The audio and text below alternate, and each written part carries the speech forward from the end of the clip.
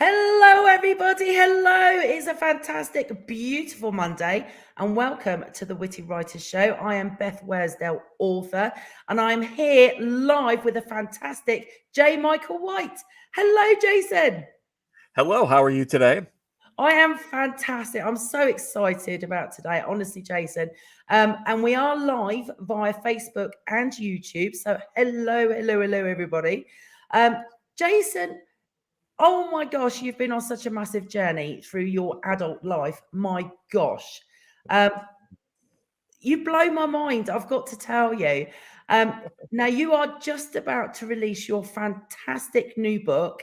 And I've got an image here, but I know you've got a copy. So if you'd like to show us, it's called Jestin Kase and the Masters of the Metal Dragon. Da, da, da. Dragon Metal. What did I say? You said the Metal Dragon. Oh my gosh. Trying to get me sued from whoever wrote that book? I don't know, probably. Oh my gosh. You know what it is? It's my brain's working quicker than my gobble the other way around. I don't know. It is a fantastic cover. It really, really is. And you actually came up with the premise yourself, didn't you? Yeah, I came up with the premise just in terms of what I wanted it to look like, but I'm not nearly talented enough to put something like that together in a way that people would want to look at. So I had a great cover designer, Elementi Studios, who put that together for me. And I hope she doesn't plan on retiring anytime in the next 10 years, because I'll be using her for every book moving forward. Really pleased with what she did. Well, I don't blame you, because it's absolutely stunning. If you could hold it up again. Yeah. Because as soon as I saw your book cover, I literally a mental picture of me wearing it with your logo, the dragon logo, on a t-shirt. I'm like, I so want that. Well, eventually, after probably book 3, I'll start going to conventions, and maybe I'll have t-shirts. I know for sure I'll have like banners and posters. Oh yeah, but maybe t-shirts a good idea. I'll make a note of that. Oh yeah, I tell you, they're great for merchandising and giveaways. I love my t-shirts, I really do. We've got lots of people joining us. I'm going to pop them up and say hello. We've got the wonderful Heather Skinner. She says hello to you both, Gemma and I. Hi Heather, how are you? Big kisses to Gemma. She's gorgeous. She's so cute. We've also got Dominique. She says hi, Beth Worsdell, and hi, J. Michael White. Hi Dominic, you're awesome. Thank you for joining. They're fantastic. They're fantastic. Now, I just want to, before we go more about your journey, I just want to intrigue everybody, because your blurb for your book is fantastic. So I'm just gonna read it out. Mankind lost the battle for its soul without knowing. Evil won, and no chosen ones are coming to the rescue. Enter Jestin Kase. Am I saying that right? Is that Kase? Yes, it's supposed to sound like just in case. I love that. I love it. Enter Jestin Kase, a foster kid on the run in Chicago. He finds himself drawn to the underbelly of civilization, where the 3 great schools of magic are crippled by their own corruption and unable to push back against the great dark. Monsters from Babylonian myth, demons, and the enthralled thrive beneath the notice of everyone. Only one force of good remains, an ancient magic called dragon metal, and Jestin is determined to learn its secrets. But how much of a difference can one person make in a world that's already fallen? There's no fate, no destiny, only metal, and those brave enough to wield it. It sounds like an epic movie. And well read. I volunteer you for the audiobook version. So you just auditioned for that and didn't even know it. Congratulations.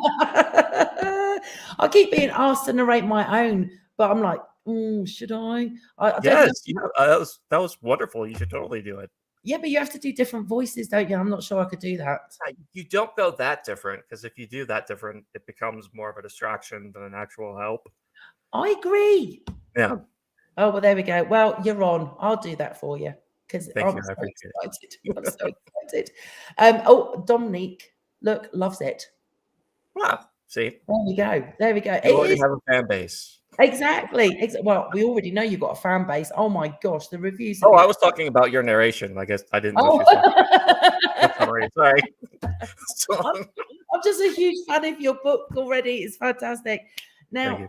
I want to go because you've been, as I said before, you've been on a massive journey throughout your adult life, and you know, you as a reporter, a journalist, an award-winning journalist for how many years? About 10. So That's from amazing. college until about the age of 30. I'm That is 40 now, so that, which is kind of sad, but it's okay. oh, you wait till you hit 50 like me. That's just absolutely amazing. Now, is writing something that you've always been passionate about? Is that what led you into journalism? Yes, I've always loved writing. Even when I was a kid, I joke that I would write fan fiction before fan fiction was even a thing. Like when I was in first grade, I would write little stories about Thundercats and He-Man just for fun, just for me. And then when I got into college, I needed a job. And since I was pretty decent at writing, I figured I'd work for the newspaper. And I ended up falling in love with not just the writing aspect of it, but the reporting aspect, just learning more about the issues facing our society and the struggles that people go through, the problems with government, the ability as a journalist to inform the electorate so that they can make good decisions. There's a lot that goes with journalism that I really fell in love with. So um, I did that for a while, and then eventually got to the point where when COVID came, I had some spare time on my hands. I didn't have to commute, so I had a couple hours a day, and that's when I decided to finally write my first fiction book, and that's what is coming out next month on May 3rd. So That's pretty fantastic. excited about that. That's absolutely fantastic. Now I know you know you've mentioned in your bio, etc., that I looked at online earlier, and I've researched it extensively over the last week. I definitely get a feel that some of what you've seen and experienced as a journalist has influenced your book. That's absolutely true. I think one of the things I learned just through journalism is um, the world is not perfect for a lot of people, and I know in the world of fiction, dystopian future novels are a big thing, but you don't have to read fiction novels set in the future to kind of see the dystopia of the world we live in today, and that dystopia of today's world is kind of what I wanted to highlight in the actual book, specifically the struggles of kids in foster care is something I've always empathized with, and I think that's something that um, a lot of people empathize with, whether or not they grew up in the foster care system or not. There are a lot of challenges in that industry that I was exposed to as a reporter, and there are some of those things reflected in the book, as well as juvenile detention. Yeah. As the series goes on, we'll get into more things that I found with religion and those types of issues. It's still and even though the background of the book focuses on those kind of grim, depressing details, that's why Jestin is so funny. He kind of brings a sense of hope and dark humor to the story, and I mean even his name is a joke. So if it sounds too depressing, it's not. It's there's a hopeful message in the story as well, and that's something I've heard from a lot of people who have given me early reviews through advanced copies and a lot of the industry reviews is they just really appreciate the message and the humor and kind of some of that hope within the dark gritty background of the story. So Now, is Justin quite a fighter? Is he one of those characters who's been through hell, been through all these ups and downs, but just keeps pushing on and finding the strength to do what needs to be done? yes, but it's hard for him compared to some of your other more traditional heroes. Like there's the thing about Justin is there's nothing special about him. He doesn't have any big skill set. He's not in any prophecies. He's not a child of destiny. No lightning bolt tattoos on his forehead. So he desperately wants to fight. He desperately wants to make a difference in the world. It's just he questions whether or not that he can. You know, he Right. tries and he struggles, and that struggle is really one of the central themes to the story. But He's a scrappy kid. I like him. see, I like scrappy kids because you really, really root for them, don't you? You know, you really want to. You can do it. He's definitely an underdog hero, and people seem to be relating to him so far, and that's something that I'm really appreciative of to see that, and it's kind of humbling to see a character that I created resonate with people. That's a very humbling experience. I'm very grateful for it. So where did the spark come from for your book? I mean, where did the inspiration just appear? So for this specific book, the concept was I wanted to do a story that was like a modern Oliver Twist, but with demons. And there's still some of that in there. But it kind of it ballooned from there because I started drawing on story ideas that I had for the past 20 years and kind of pulling bits and pieces from some of the best ideas that I had. For example, there's a lot of Babylonian mythology in the book. That's something that I was very much into in college and had a bunch of ideas that I wanted to explore. So I pulled some of those into this book. There's a lot of motivation that came from just some of my favorite pieces of pop culture.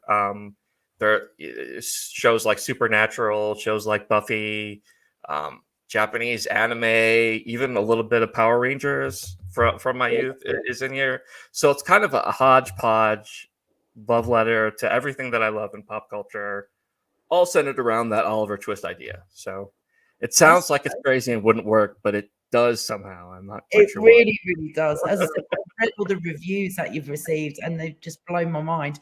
It's fantastic, and I love the fact that you've given a whole different spin on something. It's just thrilling. It really, really is. Josephine has just joined us from the UK. Hello, Josephine. Hi, Josephine. If any of you've got any questions with regards to Jason's career change and his fantastic upcoming novel, please put them in the questions about my receding hairline. Anything. Just put them in the comments. It'll be all good. It'll be all good. Now you've got 3 great schools of magic. Yes. That instantly got me massively intrigued. So you've got these 3 great schools. Are they very similar or are they very different in the story? They're more similar than they think, but they're very different. Each one is based on, in terms of symbolism, each one is kind of based on one of your main 3 world religions, so to speak. And much like when you look at religion, a lot of faiths, they do have similar core values: love your neighbor, kindness. It's kind of similar to these schools of magic. They all practice magic. They just have different ideas about how to do so. And if someone tries to do magic in a different way that they don't agree with, they don't like that. And they're going to attack you. They're going to try to bring you under their control. So there are a lot of similarities between the schools. It's just there are different ways that they have of practicing. What sucks though in this particular world for people who use magic is you can no longer tap into magic directly. Earth has been cut off from the magical source completely. So if they want to use actual magic energy, they have to use relics that were enchanted with magic before the Earth was cut off from the magical source. So, by the time we get to the second book, there's going to be a glossary to help people keep track of all the stuff. It's not the first book's easy to follow, but once we get into books 2 and 3, there will be glossaries. So I think it's fun. Honestly, the more I find out and discover about your book and the characters and everything else, the more I think it's going to be so successful. I really, really do, because it has all the elements that we love. You know, it's got the conflict, it's got the struggle, it's got the enlightenment, a cat. I love. I'm a big cat person. Even almost all my reviews have been positive. Even in the one negative review I've gotten from an advanced copy, he went out of his way to talk about how much he loves the cat. That's how popular this cat is in the story. He is the breakout star of the novel. So I think that's absolutely brilliant. I really, really do. I'm going to try and read some of the some of the reviews that you've received Okay, so awesome. far, and I know it's embarrassing because we all have this imposter syndrome, don't we? that we Yeah. struggle to get rid of. But I just want to read out some of them because they're just amazing. So the first one was from Booklife. They say the action is plentiful and the magical battles spark with cinematic energy and imagination. That's exactly how I feel. Honestly, I can imagine on a big screen going to watch it with my family in the cinema. I really, really can. The next one is from Kirkus Reviews.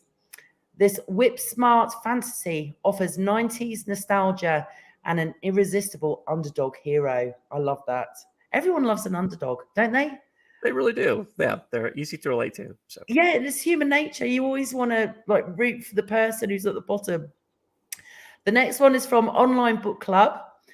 They say recommended for young adult fantasy fans interested in stories with a lot of action, thrills, and magic. I love that one. We got one from where is it? Bookwatch.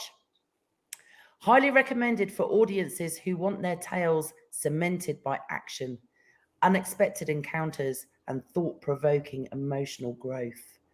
These reviews are amazing. I literally could embarrass you for ages because there's so many.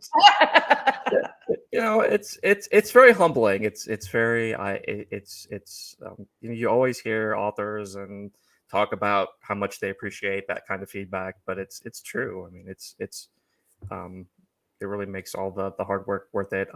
I just tried to write a book that I would want to read, and I'm grateful that that's resonated with people. So Yeah. Now, as an author myself, I know that you don't necessarily pick your main character as your favorite. It's not always the way it works, is it? right. You sometimes you really do connect with one of your more quiet characters or whatever. For you, which character is close to your heart? Which one really sort of felt That's connection? a very good question. There are two supporting characters in the book that are kind of the adults, so they're closer to my age. One, his name is Gideon. He's kind of a mysterious character that Justin runs into very, very early in the book, and his background is important to the story. It's going to be important to the series as a whole. I can relate to him as well as his kind of teammate, the other adult in the story, whose name is Father Caleb, who is he's a priest, but he's an unconventional priest, and he used to be a street racer. You know, he doesn't always use the best language, but those two I can relate to probably the most, specifically Father Caleb, just when it comes to his journey of faith, going from that journey will be told over the course of the series, but he goes from someone who's very much he grew up in a family where his parents were ultra conservative, and he did not like that very much at all. So he was very rebellious, but then he was able to kind of find his way to a place where not only is he a man of faith, but he's a priest who legitimately believes in what he says. So he's really interesting. I like his story a lot.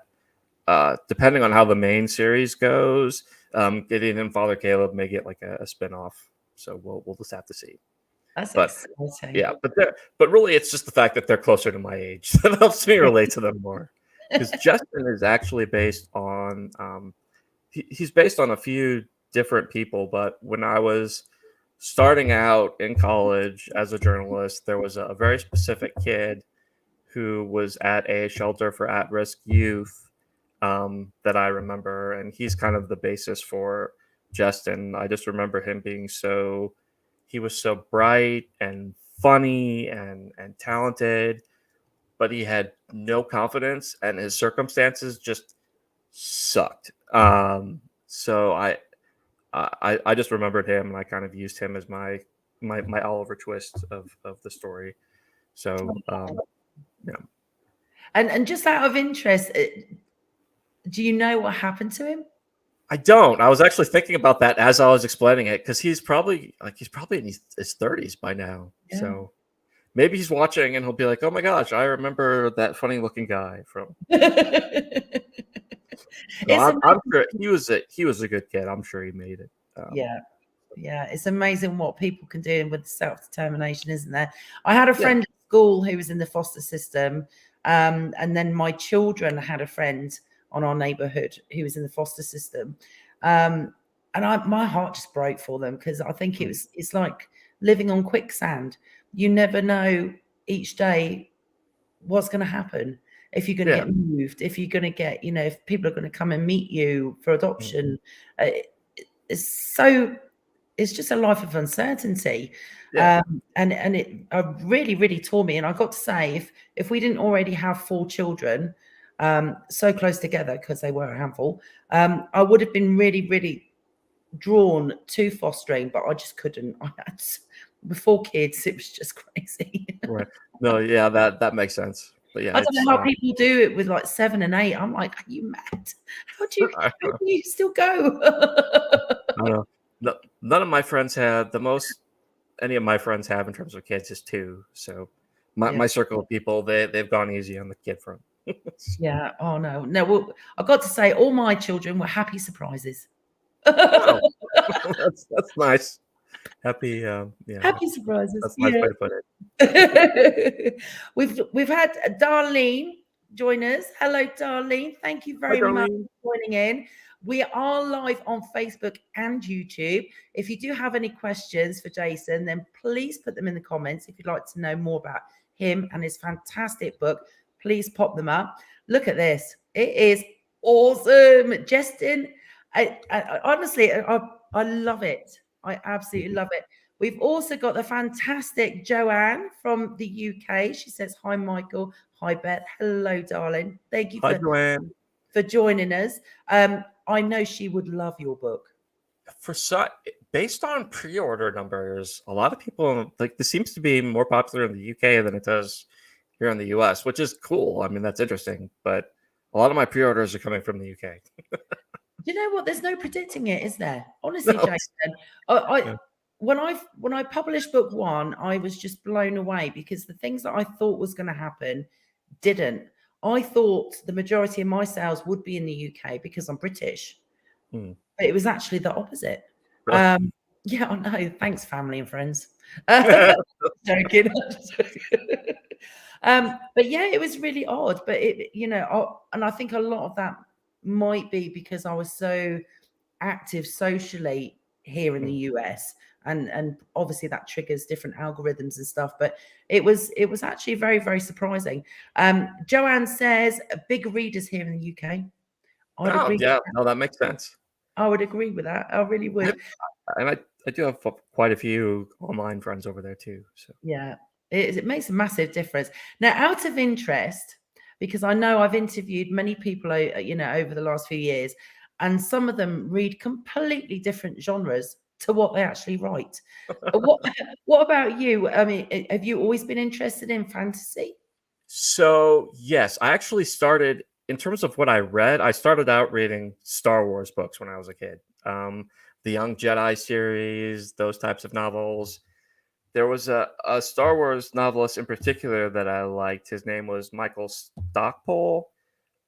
He was probably the first author that I branched out to see what kind of fantasy stuff he'd written. So that's when I started reading fantasy books. And now I do read a lot of young adult urban fantasy stories. I like Shadowhunters. There's an underrated series called The Secrets of the Immortal Nicholas Flamel or something like that. That's really good. Yes. But then I also like kind of some of the more thriller books. I like the Jack Reacher series. That's really good. So it's a little bit all over the place, but mostly in terms of what I read, it's cemented in kind of that young adult urban fantasy genre. And that's not even counting like comic books. I'm still a total comic book nerd. I read more comic books now than I did when I was younger. But they're good pieces of literature, especially nowadays, because you see a lot of prolific popular artists writing comics too. So it's interesting to see how they transform their work into a different medium the way they do.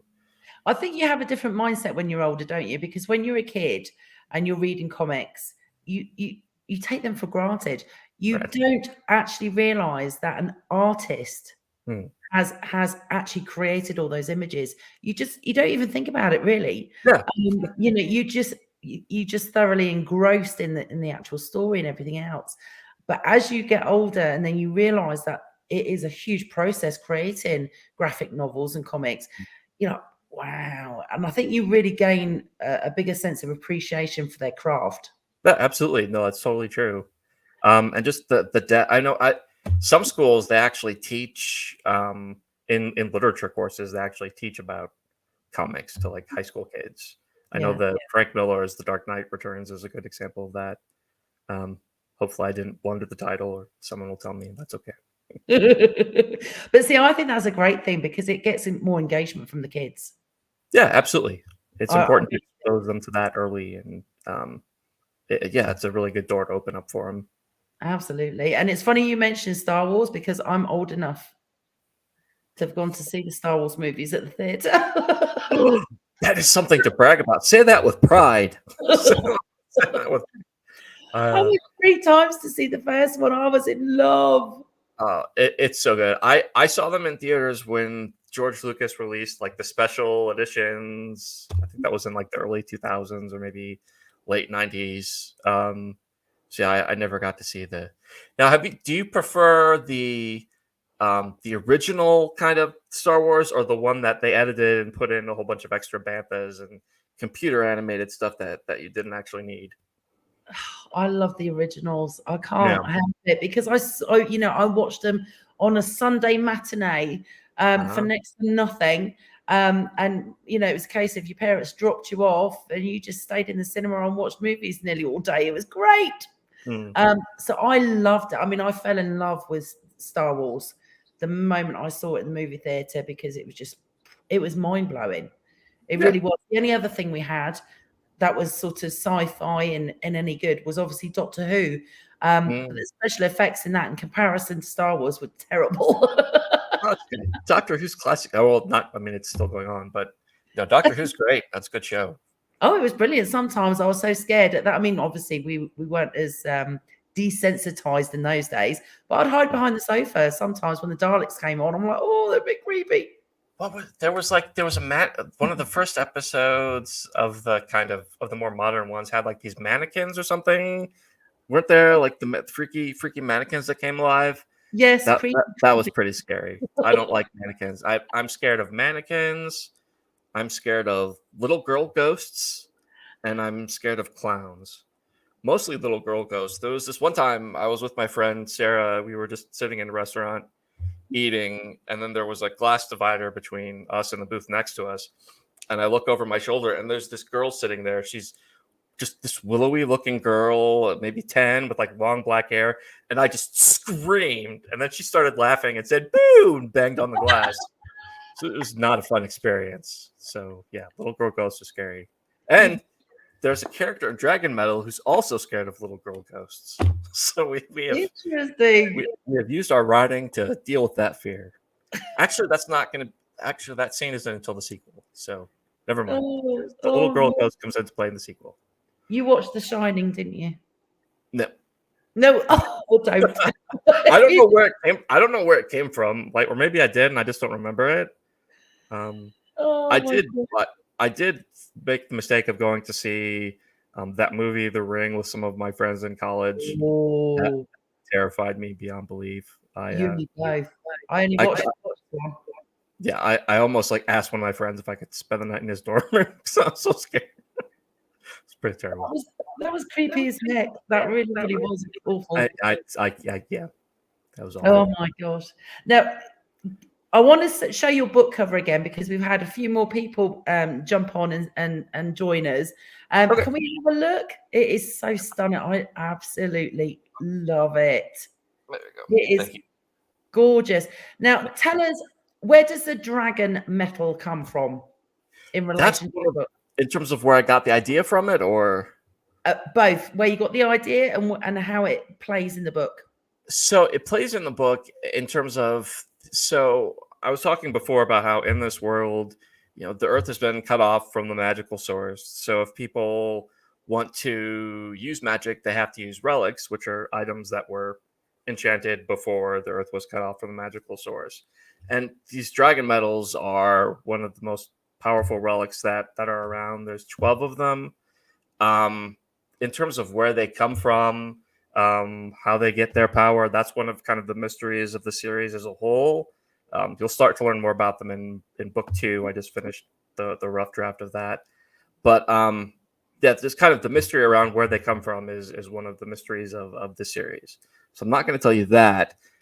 In terms of where I got the idea, I think it comes from back when I was in college. I was just experimenting with different story ideas. And one of the story ideas that I had was just centered around Babylonian mythology. But I wanted to use it in a way that was kind of similar to some of the more popular anime storylines of the time. Yeah. And that anime type aesthetic is kind of where I got the idea of dragon metal. Like in my head, it was very much an anime thing. I could almost like see the visual of them, like this anime character using it, and just all the different colors and the visuals that would go along with that. So the actual dragon metals themselves were just inspired by anime in general. Fantastic. And I know a fair amount of anime because my daughter is an addict. She's an anime addict. She loves it. And I must admit, I've watched a few anime movies with her, and they've been really, really good. Yeah, Like, really good. It's very popular nowadays. It wasn't as much when I was a kid. There were some popular anime shows that were out there, but it wasn't as mainstream as it is today. So yeah, absolutely. It's come a long way. It really, really has. It really has. Theodore's just joined us as well. Hello, Theodore. Thank you for joining us. Don't forget, if you have got any questions, everybody, just pop them in the comments and I can pop them up for you if you want to know any particular details. Question 1. Who are you? Why are you talking to this guy? I don't. Oh my god! And they used it by this now. isn't Brandon Sanderson. Oh my gosh! Oh my gosh! I'm hoping to get Matthew Mather coming soon. But I actually I don't know if I'm allowed to say this, but my editor for this book, she's one of the people who's worked with Brandon Sanderson on like Mistborn, and then she's also working with him on those Kickstarter projects that he announced a while ago. Yes. So that's I have like top-notch editing team. Hopefully I didn't get myself in trouble like Brandon Sanderson's lawyers or. I think it's brilliant, and it just goes to show how good a team you've got behind you. It really, really does. It makes a massive difference. But I do know that Matthew's actually just recently had a baby, so I might have to wait a while, unfortunately. But we'll see what we can do. We've got a comment from Joanne. She says, "I've just looked at your book up online, and it sounds amazing. Looking forward to read about Jestin Kase and the underbelly of civilization and about the monsters from Babylon myth. Sounds really, really good book, and something that from the first page would get you hooked." I agree. Well, thank you so much. That's so nice to hear. I'm glad it sounds interesting. I hope it doesn't let you down when you get around to reading it. And thank you so much. That means a lot. She's a prolific reader. She really is. And she's one of the fabulous readers who leaves reviews, which is very nice. Theodore says, "I'm a reader and a writer." That's great. It's important if you're a writer to be a reader. So that's good.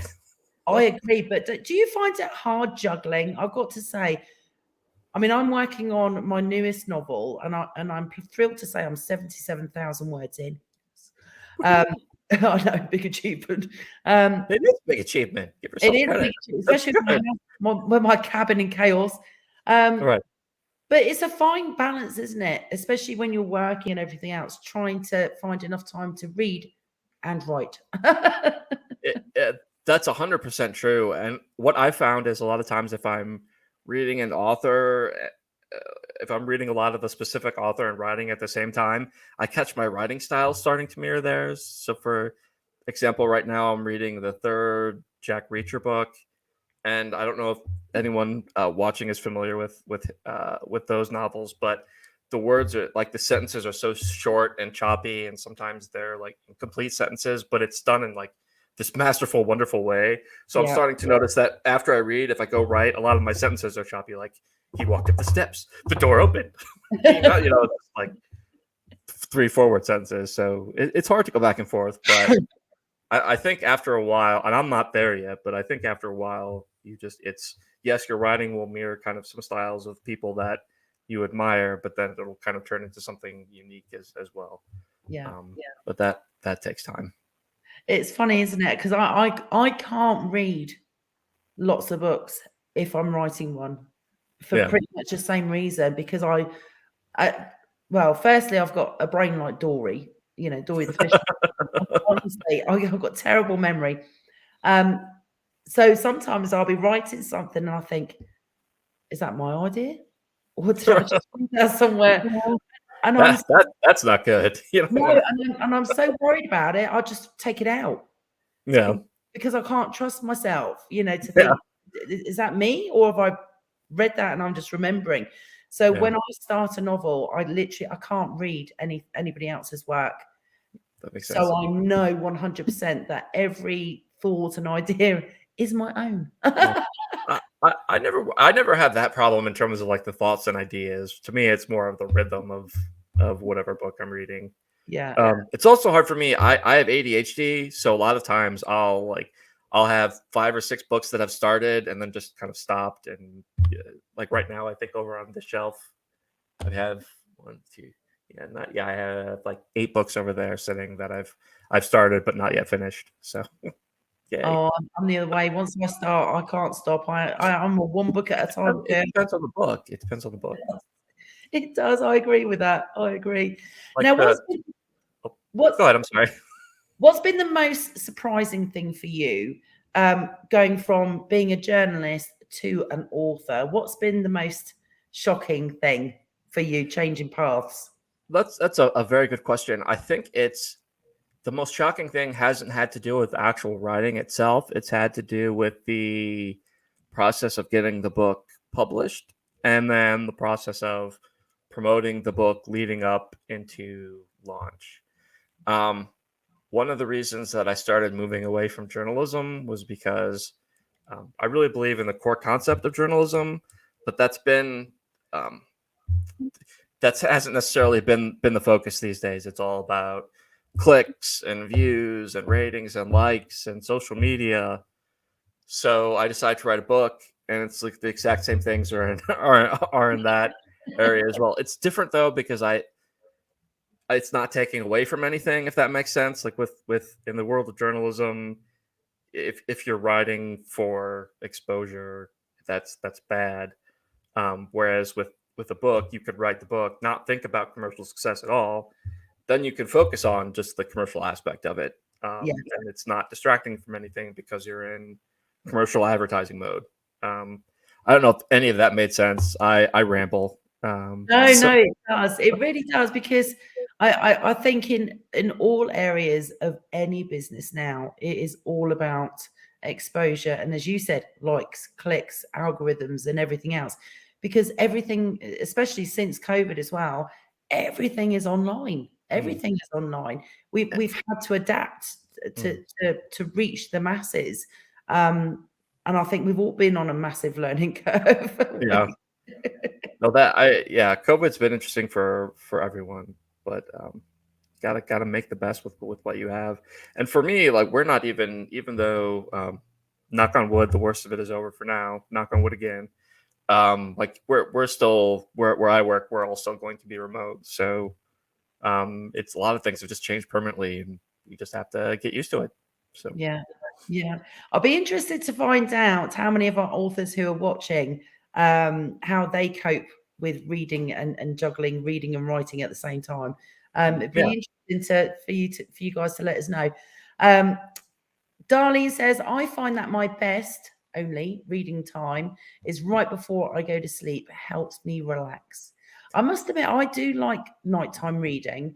The only problem is my eyes start going, and then I have to reread half the chapter that I read the night before because I can't remember. Well, yeah, and that goes back to, it depends on the book. Like, I think, but no, that's a very good point. I think that is a great time to read. Also, at the end of the day, your mind isn't as cluttered. Like that's one thing that affects my writing and reading is just having a cluttery mind.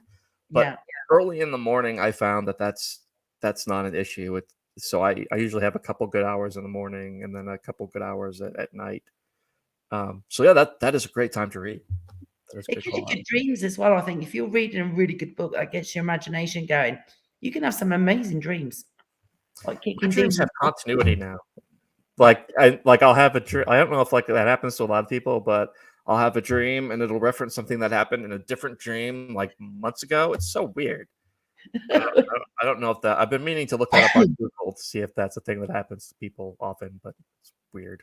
It's crazy now. I tell you, dreams are responsible for a lot because my whole trilogy started with one weird dream that just wouldn't leave me alone.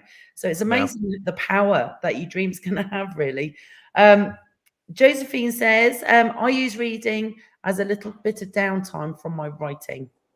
And that's a good thing to do too. Especially if you kind of need a break from your writing just to kind of soak up some more inspiration. That's a good use of downtime from your writing. And I know Josephine is down. Oh, say that again. I think there was a lag. I'm sorry. Sorry, Josephine is a prolific reader. Right. She's always got something on the go. Yeah. Make sure to make sure not if you want to be a writer though, make sure to not let that downtime last too long. The most important thing to do if you're a writer, not that I'm an expert, this is something I've heard people much smarter than me say, is just write. Make sure you make time to do it every day. Don't worry about whether it's good. Just get the words on paper. I don't think Josephine has to worry about that. She's got about 12 published. Well, I'll have to look her up. Jeez, man. Oh no, she's amazing. There you go. She's like a reading and writing machine. I swear to you. I don't know how she does it. I will look her up as soon as we're done with this. Yeah, and she's got 2 kids at home. Honestly, she's amazing. She's one of my closest friends. Oh, I've been corrected. Look, 13. See, lucky number 13. That's awesome. Well, congratulations, Justine. That's a great accomplishment. Yeah, it really is, and her books are amazing. Before we go any further, I just want to quickly remind everybody, if you want to participate in the Sisterhood of Traveling Books, where you can read mine, Josephine's, and other authors' books as well, because they're traveling around the country, please let us know in our group. We are live on Facebook and YouTube. Whoop, whoop. And I've got some fantastic news for everybody who's watching, because Jason, you've been kind enough to offer 10 ebooks in a giveaway. Da, da, da. Look at that cover. Free stuff. Everyone wants to sign up for free stuff. It's free. Free books are the best, Jason. They're the best ever. So if you would like chance to win one of these 10 fantastic, highly rated ebooks from Jason, all you have to do is share this interview. You can share either the Facebook video or the YouTube or the Instagram when I do it later on. It's up to you. As long as you tag me or Jason or both of us so we can see that you've shared, you will get entered into the giveaway. And you can actually share in book clubs, book groups that you're in, wherever you like, really, as long as you tag us and we see it. You can print out flyers and post them around your neighborhood. Exactly. I was. This is a tangent, but I went to my first Supernatural convention over the weekend, and I was like halfway tempted just to kind of leave a copy of my book just out somewhere for someone to find and pick out. I didn't do it, but it was tempting. You should. I've been so cheeky, I'll tell you, over the years. Well, honestly, you're talking to the person that will go into Target, go up to the book section, go to the fantasy section, and leave a load of free bookmarks on the shelf for anybody to take. That is an awesome idea. That is an amazing idea. I'm totally stealing that. I'll do that everywhere. Because let's face it, I mean, you think about the places that we go to as authors, we're always in bookstores and, doing grocery shopping or whatever. But free bookmarks, I mean, you can't get told off for leaving something that's free and that people can take away. You know what I mean? Yeah. And it's a great way to get noticed, especially with a fantastic cover like yours. You leave that next to, Matthews and Brandon's and stuff, and leave your free bookmarks. It works wonders. It really, really does. Yeah, I'm excited about after I get a couple more books out, starting to go to just make appearances at like indie popcon and those types of places. I've met a lot of really good authors at those conventions. I think they're a great way for people who are getting started to kind of just connect with other people who are in similar situations, and also connect with readers who enjoy that type of work. So I'm excited to start doing that when it's time. But I think it's fantastic, and thank goodness that lockdown is all starting to ease off and things are starting to get back to normal. So for you, with your new release coming out literally beginning of May, I mean, it's fantastic timing, isn't it? Because you will be able to sort of go to bookstores and do book signings and everything else. Is there anything else that you're really looking forward to now that you're officially an author? But right now, what I'm looking forward to the most is just continuing to crank out the actual story. I've finished an edit of the first draft of the sequel. It went through kind of some rigorous content editing, so I'm in the process of making some changes to that.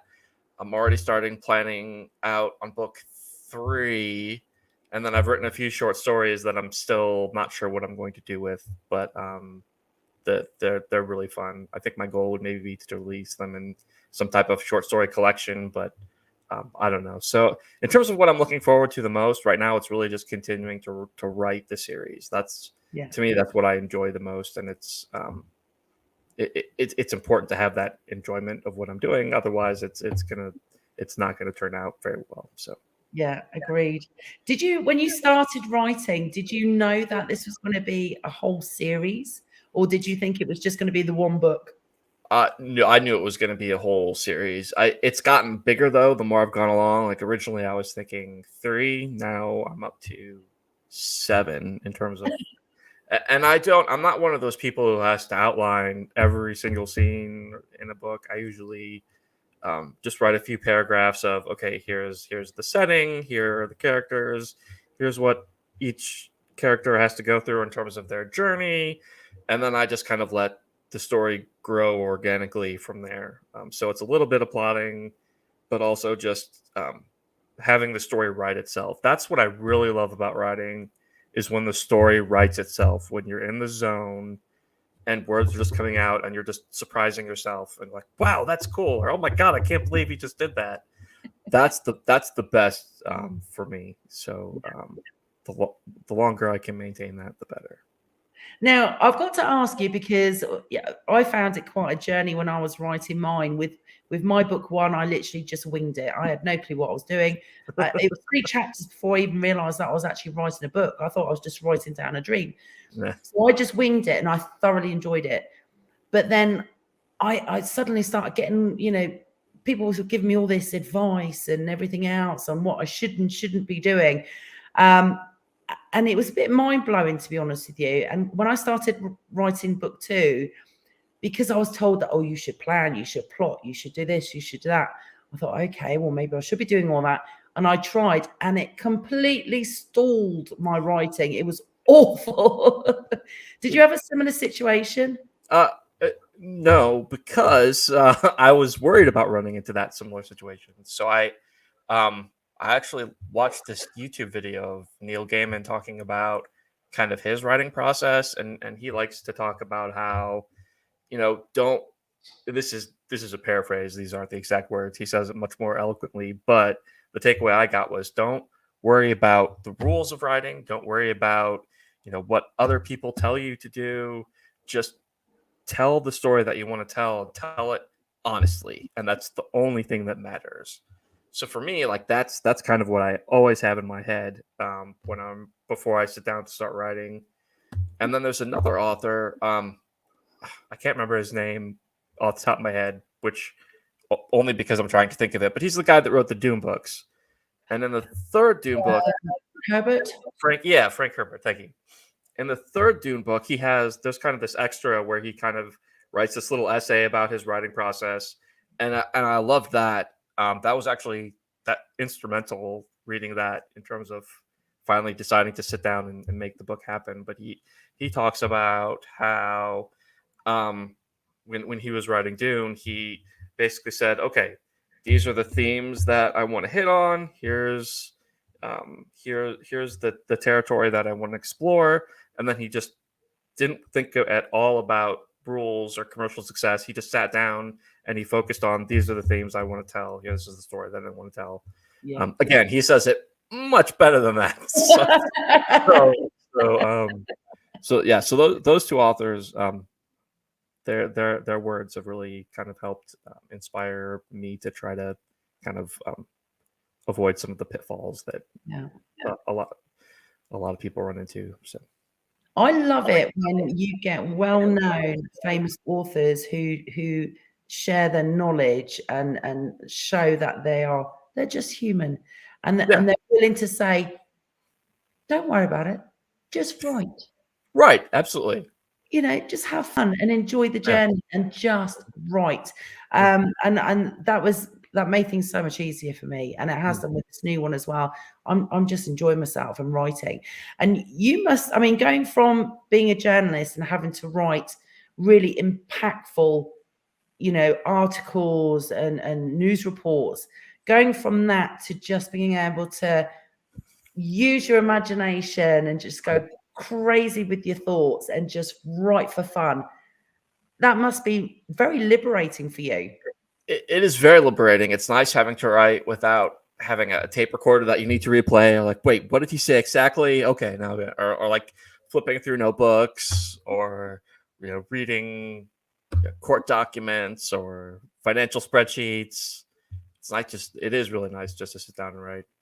I would actually, when I was working in the newsroom, some days on lunch breaks, just to kind of clear out my head, I would sit down in the break room and just write little short stories during lunch for no reason other than just to do it. So that was definitely a shift, but a positive one. Not that I didn't enjoy it. I really loved working in the newsroom. That was a lot of fun, but it's just different. Yeah, I'm really thrilled that not only did you have a fantastic career as a journalist, but you've also been able to take so much from it and use it for being an author as well. I think that's absolutely fantastic. And I always think that when you can use things from experience in your books, it gives that sense of realism and authenticity, doesn't it? Because it makes the characters more relatable. You can set the scenes and make the readers feel like they're there. It's just absolutely amazing. It really, really is. That's completely true. I think it's important to, no matter what your background, it's important to write what you know. And I think when you look at some of the all of the authors I like, they've kind of followed that. They've followed that mentality. People who grow up in Detroit, their characters are in Detroit. And the same thing on television shows. It's Always Sunny in Philadelphia. The guy who made that show was from Philadelphia. So Stephen King. Weird example for exactly. I think Stephen King's most of his books are based in Maine. That's pretty much everyone I've read. And a lot of authors always say, "Oh yeah, I based this character off of my friend, so and so," and that's totally true. So you've got to write what you know. That's why it's important you got to live your life, because if you're not out there living a life, you won't have much to write about. Exactly. Like couches and the journey of the potato that got lost on the couch, got sucked up by a cat. That'd actually be an interesting little children's story. Follow the potato chip. Yeah, if it was done right. Someone feel free to take that idea and go with it. I hereby grant a cost-free royalty to use that idea. You have permission. Right. Sharon, Joanne Shaz says shared. So she shared the video already. That's fantastic. Thank you. We have been live on Facebook and YouTube, and it's been an absolute pleasure to interview J. Michael White, or Jason as we know him. Thank you so much for joining us today. I can't believe that hour's flown by already, Jason. It has. Time does fly when you're having fun. No, I'm honored to be here. I was very happy to join you. Happy to chat. It was a lot of fun. So thank you very much. Well, you are awesome, and I can't wait for your book to come out. Just so everybody knows, you can pre-order Jason's book. There we go. Hold it up there. Look, just in case. Oh, it's fantastic. Just in case you want to pre-order. Just in case. I love it. See, you're a marketing genius. You really, really are. If you would like to win one of 10 free copies of this fantastic new release, then all you have to do is share this interview either from Facebook, YouTube, Instagram, or wherever I've uploaded it to later on, and tag myself or Jason, and you will get entered into the draw. Thank you so much, everybody, for joining in with the fabulous Jason and I. It's been an absolute blast. Jason, if you wouldn't mind just keeping tabs on the comments for the next week or so in case other people who watch it later on, I've got questions for you. That would be awesome. And we will see all of you next time on the Witty Writers Show. Bye for now.